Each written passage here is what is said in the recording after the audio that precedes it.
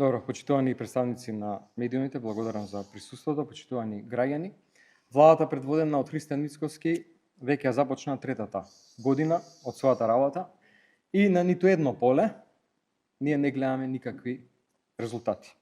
Не гледаме резултати на полето на економијата, во здравството, во образованието, во земјоделството. Имаме најлоши извештаи од Европската унија, нема владење на правото, нема реформи во правосудството, нема слобода на медиумите и тоа уште повеќе ќе се влошува со чекорите кои што следат од страна на медиумите пространство. А премиерот Христијан Мицкоски продолжува да се однесува и да им се обраќа на граѓаните со подсмев и со подценување. Вчера го слушам на интервјуто, платите растеле 70 пати или проценти, што и да сакаше да каже побрзо, пензиите, замислите, 325% се споредува со времето на владите на Социјалдемократскиот сојуз на Македонија. Меѓутоа, граѓаните не може да се прелажат. Тие бројките кои што премиерот ги кажува очигледно од светот во кој што само тој и неговата мала група на луѓе околу него живеат, граѓаните не ги чувствуваат. Тие ги гледаат празните паричници и празните фрижидери. Ако е така како што кажува, дека сме трета, четврта економија во светот, ако добро и успешно се справуваат со инфлацијата, ако добро ги менаџираат финансиите, еве прва мерка, повторно на почетокот на септември, од кога ќе почне со работа собранието, ќе го дадеме законот со кој што минималната плата ќе побараме да биде 600 евра. Не 25-6 како што е сега, туку толку колку што им е потребно на луѓето да ги закрпат основните потреби, основните трошоци, посебно кога почнува школската година и кога трошоците за живот, за функционирање многу растат. Освен тоа што ќе побараме зголемување на минималната плата на 600 евра, ќе побараме, а согласно тоа што ние го работевме и го остваривме во нашата влада, и тоа во првите 2 години, зголемување на платите во повеќе сектори, да основните плати на специјалистите, лекари во здравството се зголеми за 40% и исто толку проценти за вработените во образованието. Понатаму, огромен број на земјоделци доаѓаат и укажуваат на своите проблеми во изминатиот период. Нема сектор од земјоделието од кој што нема реакции и барања за подршка, помош од власта, а земјоделците ништо од тоа не гледаат. Откако се крена прав галама, премиерот самиот најави дека затворено е прашањето со откупот на пиперката. Како е затворено? Не може да им се даде на луѓето помалку пари од тоа што имале у времето на владите на СДСМ. Тогаш се плаќало за откуп 50 денари, сега 40. На неколку кратно зголемени трошоци за производство во целокупниот сектор земјоделие сега изминатиот период, изминатите 2 години, поради растот на цените за работна рака, ѓубрива, вештачки, вода и така натаму. Потребна е подршка во секторот сточарство за откупот на млекото, понатаму за откуп на пченицата, да се зголеми откупната цена на пиперката на најмалку 50 денари и сега доаѓа откупот на грозето. Земјоделците, исто како што се жалеа минатата година, и ниту една од тие работи кои што ги бараа не им беше задоволена, остварена од страна на власта, исто е и сега нема никаква комуникација, ниту најава дека ќе има задоволителна цена на откупот на грозето. Бараа да се тргне 8% попуст ако сакаат веднаш плаќање од страна на винариите. И тоа ќе биде дел од законот кој што исто така, сега повторно, како и минатата година, тогаш власта го одби, ќе видиме оваа година, како ќе се постават, ќе го поднесеме во собранието, од кога ќе почне собранието со работа после 2 септември и дополнително зголемување на откупната цена на грозето. При тоа, за килограм вранец ќе побараме 28 денари, а за килограм смедеравка 25 денари. Затоа што после разговорот со голем број на лозари, тоа е цената која што има некаква логика, може да им излезат трошоците на лозарите кои ги вложија своите средства во тоа да се одгледа грозјето изминатиот период и секако да им остане каква таква заработка. Да кажам дека сега се навистина смешни цените за кои што се најавува дека ќе бидат откупни цени на грозјето, некаде околу 20-21 денари. Тоа нема апсолутно никаква економска логика.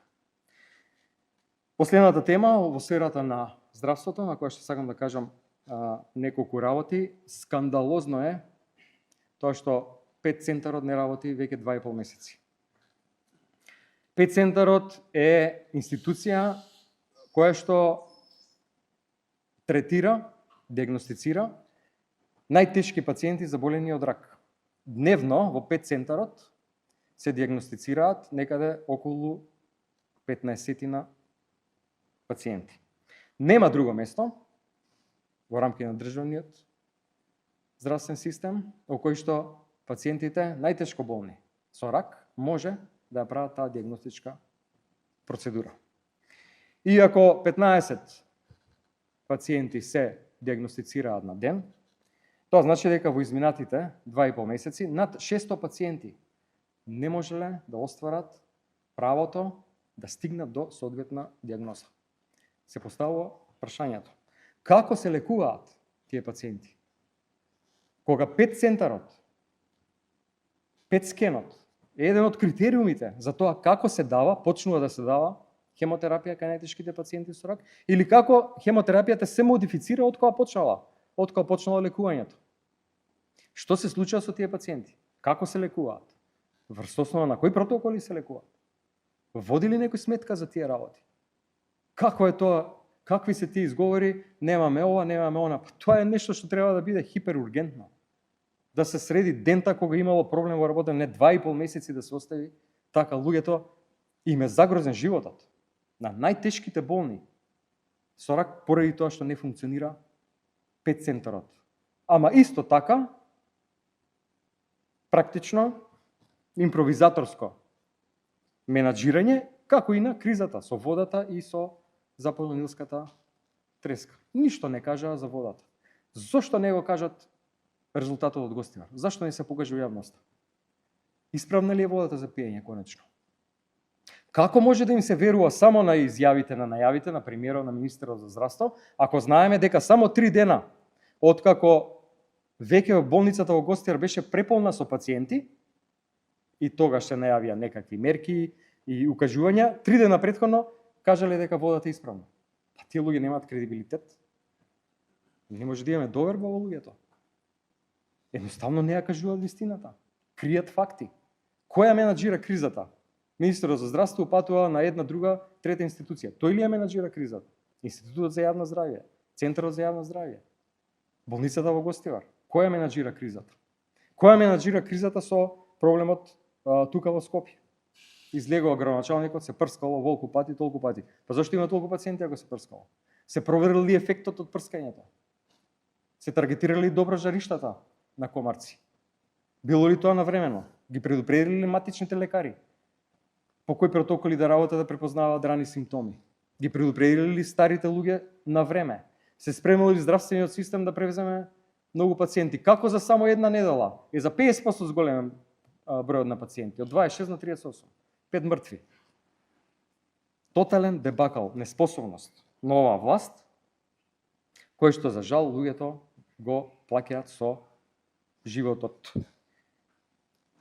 Ниту премиерот, ниту министрите од неговата екипа, кои што единствено нешто што ги интересира се коруптивни сделки со нивните луѓе кои што ги пуштаат во своите сектори, ништо друго не сакаат да менаџираат. И да знаат дека за тоа ќе има одговорност. Благодарам. Повелете.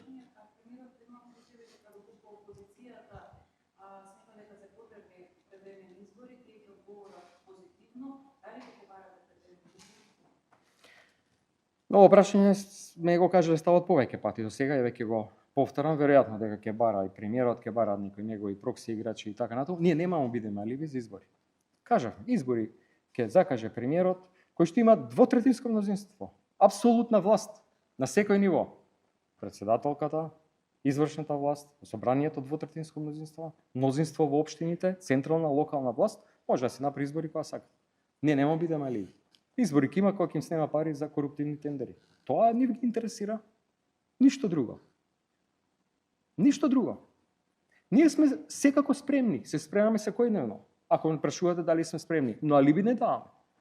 Спремни сме со тим, спремни сме со добра програма, спремни сме со нешто што ќе го презентираме во текот на следниот месец, а се вика мастер план за Македонија. Мастер план во неколку чекори, 5 или 6, во кој што ако граѓаните ни ја дават довербата на следните избори, кога и да бидат, а ќе бидат тогаш кога власта ќе снема веќе пари, да троши на коруптивни сделки, да знаат кои се нашите ветувања, кои се контролните механизми, тие ветувања за доброто на граѓаните и на државата, да ги имплементираат. Ето тоа ќе биде нашиот план.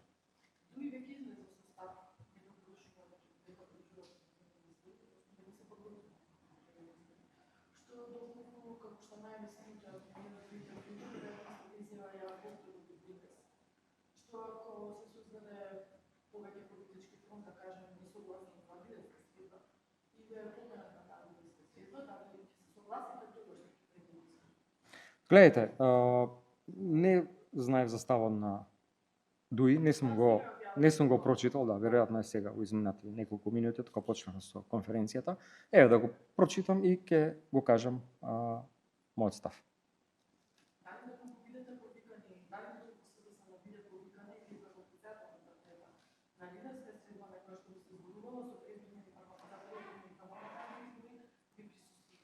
Гледайте,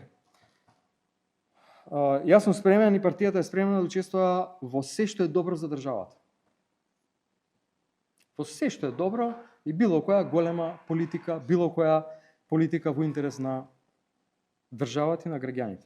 Да ве потсетам, јас бев кај премиерот после пожарот во Кочани, знаејќи дека не му се потребни бројките на СДСМ, ниту сум јас потребен, но бев за доброто на државата. Да понудам заедничка работа, да се направи нешто заеднички, пред се работата на реформската агенда, затоа што граѓаните тоа го сакаат. За жал, од тоа ништо не излезе.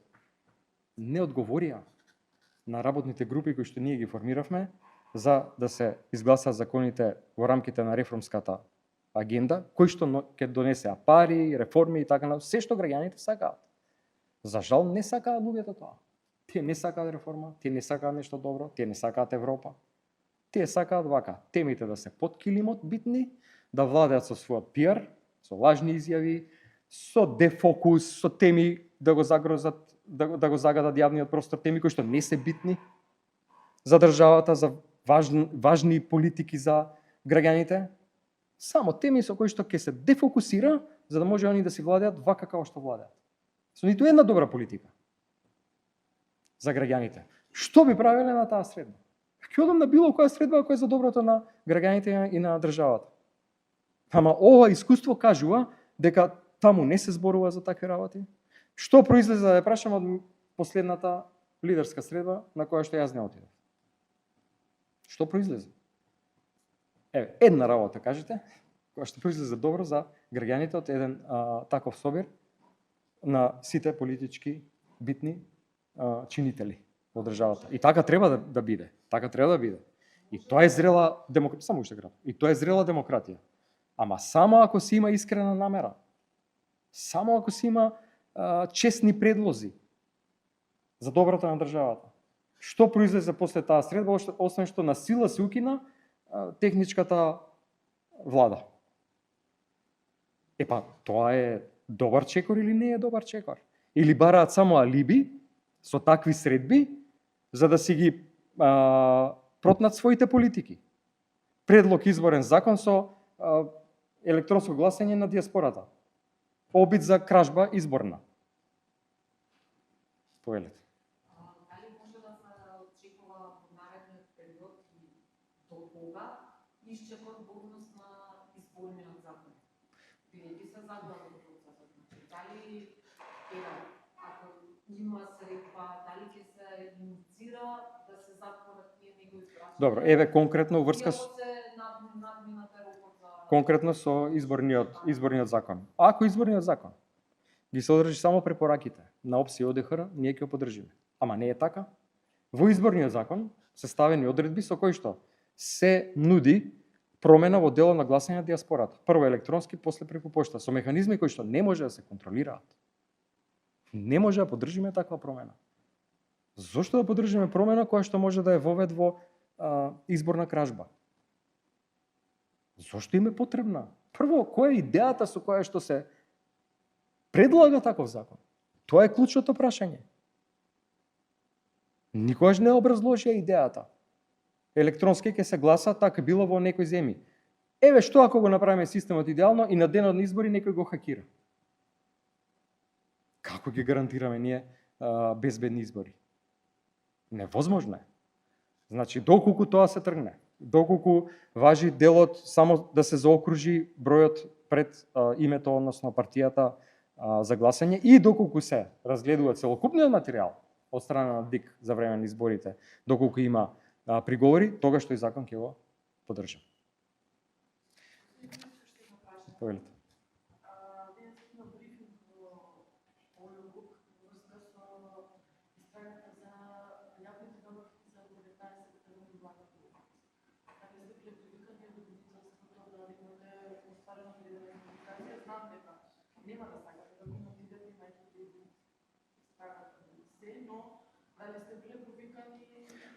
Ајде, дозволете да јас видов дека има најава за тоа сега, пред кратко време, дел од колегите ваши сега пред почетокот на пресконференцијата ми кажа. Еве, дозволете да не коментирам, меѓутоа сега ќе коментирам од кога тоа ќе заврши. Не би сакал да коментирам, нека заврши прво. Мислам дека е така честно и коректно.